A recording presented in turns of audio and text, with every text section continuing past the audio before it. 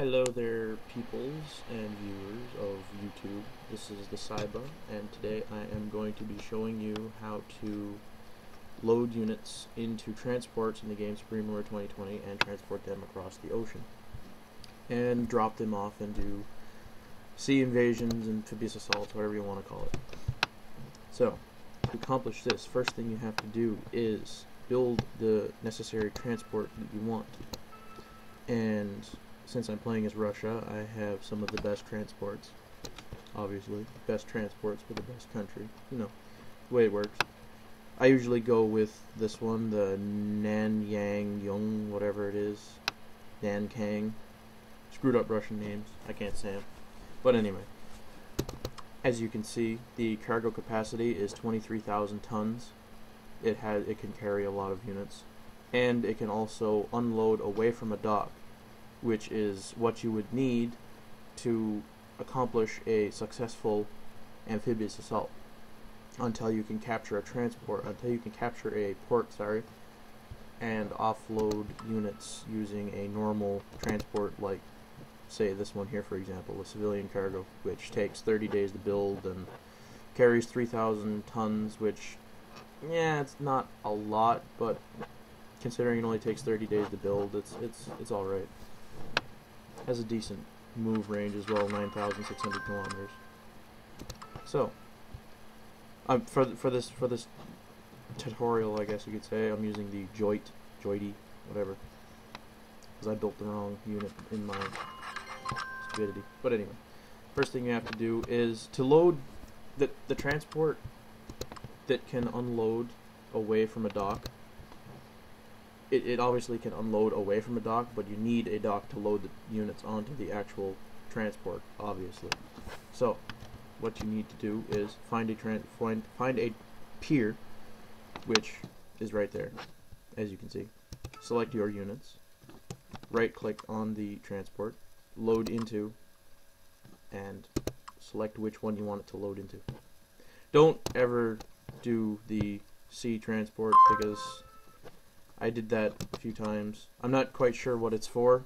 And air transport, like, whenever I clicked it, it didn't load the units onto the ship. It just told every single transport that I had in the world to come to this location and just group there. So it screwed up my entire plan and my other attacks that I had going on, and it caused me major losses and such. And it pissed me off. But anyway. This transport right now is full, I believe. Okay, no it's not. Tanks are lazy, don't want to go in.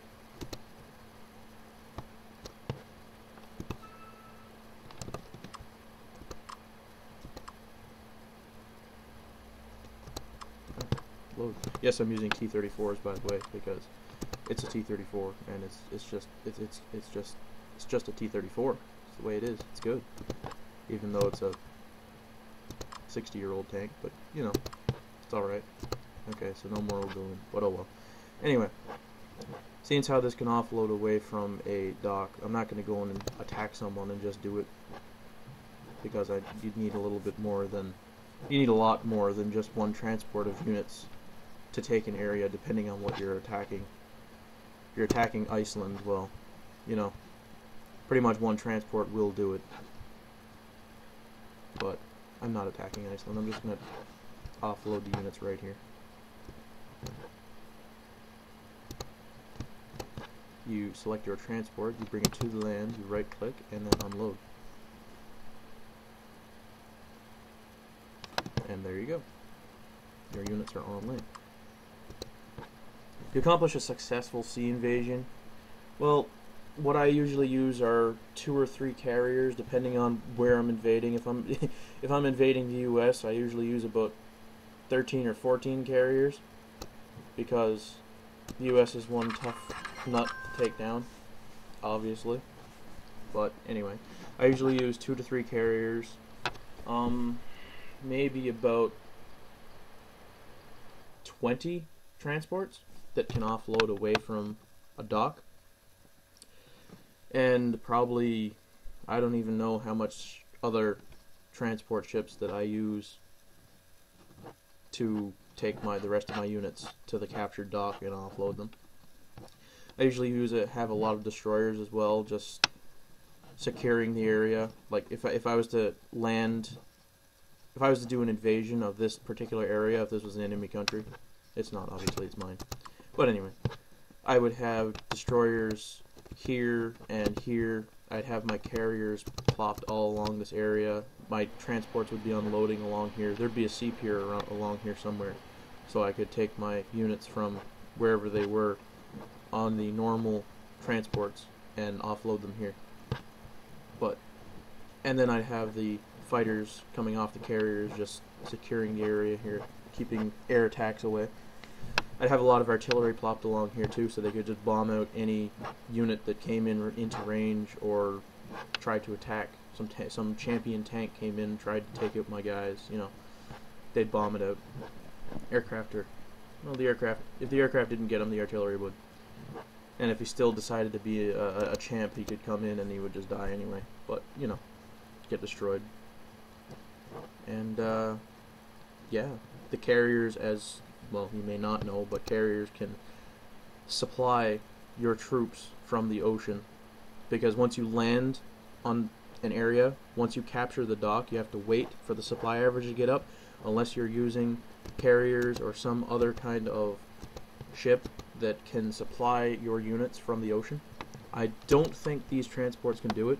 I'm pretty sure they can't, but I know carriers can do it, and I think a battleship can as well, or a battle cruiser. There's no actual battleship in this game, it's just called a battle cruiser, but it's a battleship. Like the Iowa class that the United States has. It's not a battle cruiser, obviously it's not, but anyway, it's classified as a battle cruiser. So, yeah, they as well can supply from the ocean, I believe. Don't correct me if I'm wrong. But anyway, yeah, so that's just what I would use for a simple invasion.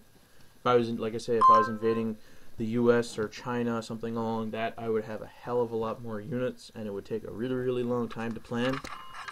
And to, not necessarily get the units, well, obviously to get the units, but planning it out would take longer than actually building up what you would need, because you need to find an area along that you can't get like counterattacked from very quickly, because once your units land on the ground, I've made this mistake a few times before when I was first playing the game.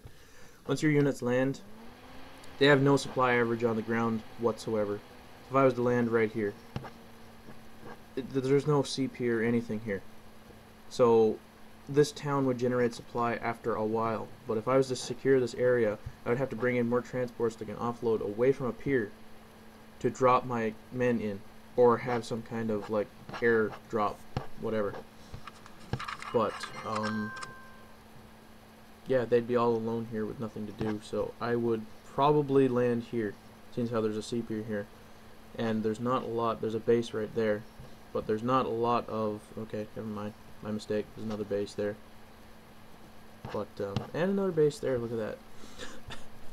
But anyway, you'd have to find an area that's kind of isolated that you can get a good beachhead on, and you can get a lot of forces on shore before, like if you're attacking the U.S. Obviously the U.S. is going to have much forces at their disposal.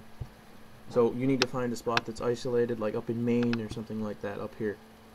That's isolated, and you can secure the area before they can get a massive amount of men in, and just a massive amount of units and air support and such in there, so, well, you just get utterly annihilated. So, yeah. But anyway, I got kind of sidetracked here from just showing you how to transport units. I just told you how to do a sea invasion. But anyway, that's how I would do it. You may want to do it completely different, but oh well. So that is it for transporting units and a sea invasion. But anyway, have a nice day.